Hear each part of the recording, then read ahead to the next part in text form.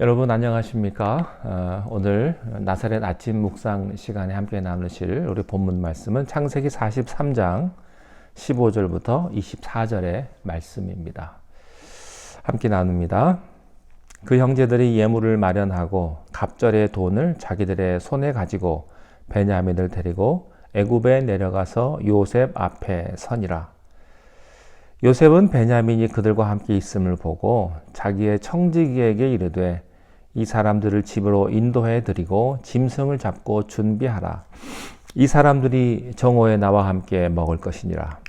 청지기가 요셉의 명대로 하여 그 사람들을 요셉의 집으로 인도하니 그 사람들이 요셉의 집으로 인도되매 두려워하여 이르되 전번에 우리 자루에 들어있던 돈의 일로 우리가 끌려드는도다.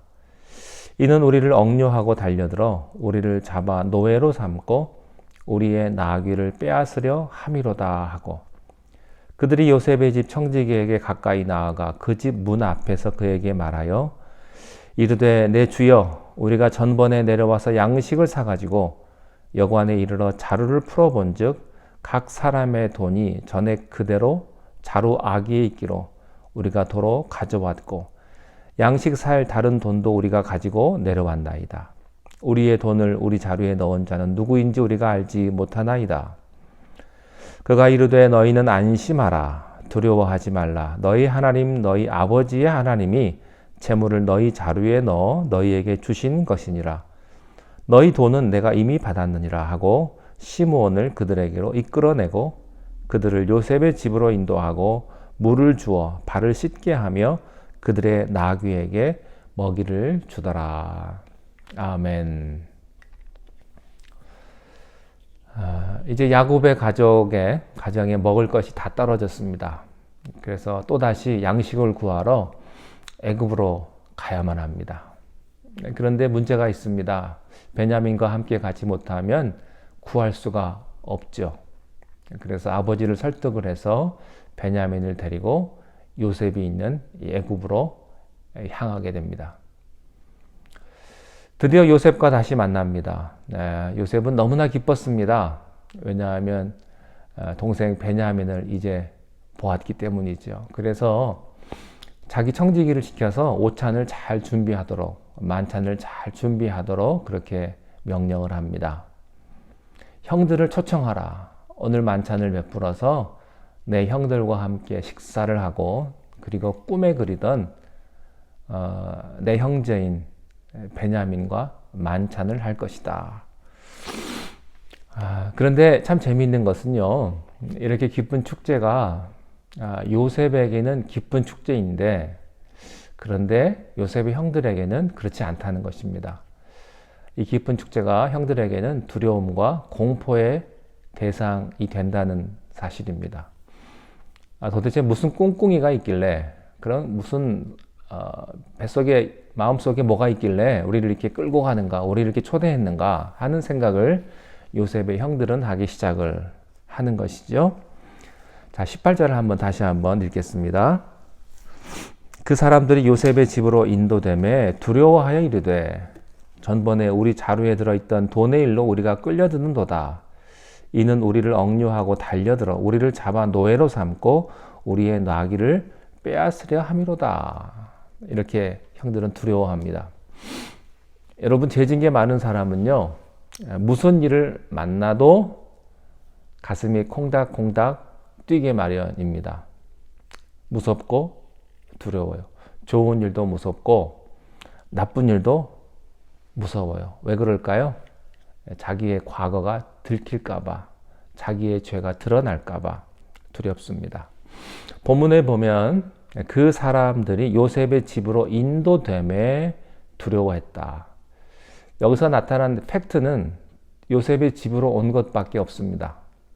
그런데 그 축제의 좋은 자리가 공포의 대상이 되었다라고 하는 것입니다. 여러분, 인생은 아름다운 거죠. 하나님이 계시기 때문에. 그런데 어떤 사람은 인생은 공포입니다. 결혼하는 것도 공포요. 아기 낳는 것도 공포요. 또 직장에 가는 것도 공포요. 이사하는 것도 공포인 사람들이 있습니다. 미래가 불안한 거예요. 왜 미래가 불안할까요? 저 미래 저편에 하나님이 계시지 않기 때문입니다. 하나님이 없기 때문에 인생 자체가 불안과 두려움입니다. 죽음에 대한 두려움, 미래에 대한 두려움. 그래서 자신이 없어요. 그래서 그 사람이 끝까지 움켜쥐고 있는 것은 돈밖에 없습니다. 여러분, 돈을 많이 가지면 평안이 올까요? 그렇지 않습니다. 돈을 가지면 가질수록 불안해집니다. 그러나 하나님을 믿으면 평안이 옵니다. 요셉의 형들은 불안해지기 시작을 했습니다. 왜냐하면 그들의 과거가 있었기 때문입니다. 그 과거에 대한 죄책감, 그 과거에 대한 상처가 그들을 불안하게 만든 것이죠. 어떤 사람은 교회에 와도 불안한 사람이 있습니다.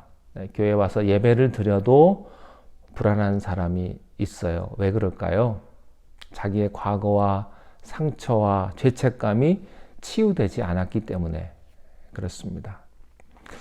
반대로요, 죄가 없는 사람은요, 무슨 일을 만나도 어떻습니까? 두려워하지 않습니다. 왜냐하면 자기가 떳떳하기 때문에. 좋은 일을 만나도 좋고 나쁜 일을 만나도 그렇게 실망하지 않습니다. 이 사람의 양심은요, 괴롭지가 않습니다. 자, 또 한 가지.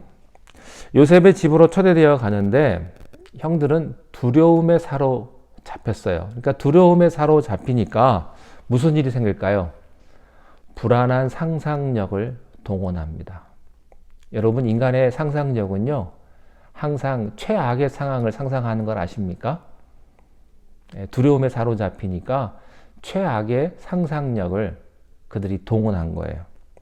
하나님이 없으면 불안해지고, 불안해지면 아주 불길한 상상력, 좋지 않은 그런 예감을 갖게 됩니다.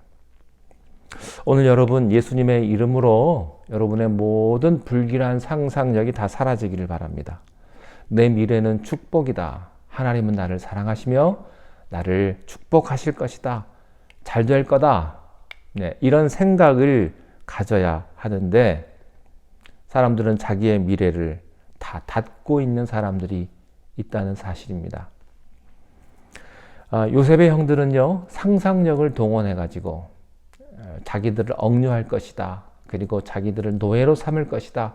자기들의 나귀를 다 빼앗을 것이다. 이게 사실입니까? 아닙니까? 아닙니다. 누가 그렇게 상상을 했습니까? 자기들이에요, 자기들. 자기들이 그렇게 최악의 것을 상상하고 있다고 하는 사실입니다. 그러니까 갑자기 더 무서워지고 불안해지고 미래가 캄캄해지기 시작을 한 거예요. 이렇게 즐거운 날에, 이렇게 좋은 날에, 좋은 초대에 이 사람들의 마음은 불안하게 이렇게 자기들이 이렇게 만들어 버렸다고 하는 사실입니다. 여러분, 우리들에게는 천국이 있음을 믿으십시오. 죽으면 천국에 갑니다. 하나님은 여러분들을 사랑하시고요. 여러분들을 위한 놀라운 계획을 하나님은 가지고 계심을 믿으십시오. 현재의 고난은 장차올 영광과 족히 비교할 수 없습니다. 여러분, 지금 고난이 있고 어려움이 있고 이것이 비록 해석은 되지 않지만 하나님은 반드시 모든 것이 합력하여 선을 이룬다고 하셨기 때문에 여러분, 이게 믿음의 발상법이에요. 믿음을 가진 사람들은 이렇게 자기 미래에 대해서 긍정적인 자화상을 가지고 미래에 대한 밝은 기대와 비전을 갖는 것입니다.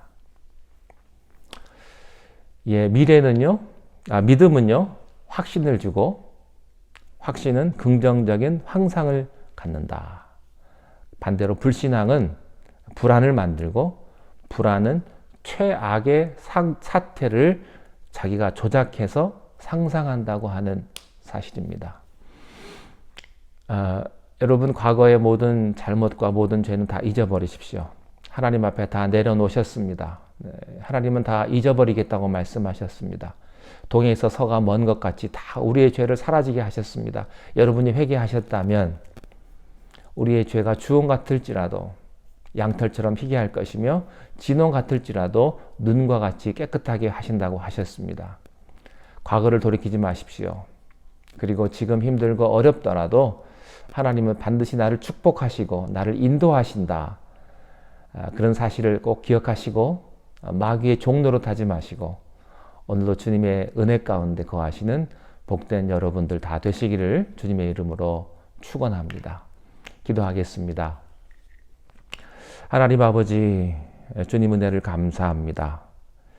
우리가 세상에 살면서 여러 가지 어려움들을 만나더라도 우리가 하나님을 믿으며 또한 하나님을 의지하며 하나님의 자녀이온데 아버지 하나님, 이 잘못과 우리의 과거의 죄 때문에 우리가 우리의 과거로 돌아가지 않게 하시고 그 모든 과거를 단절하고 이제 하나님이 주시는 귀한 축복을 경험하며 미래를 향해서 기쁨으로 나아가는 우리 모두가 다 되게 하여 주시옵소서. 우리 주 예수님의 이름으로 기도하옵나이다. 아멘.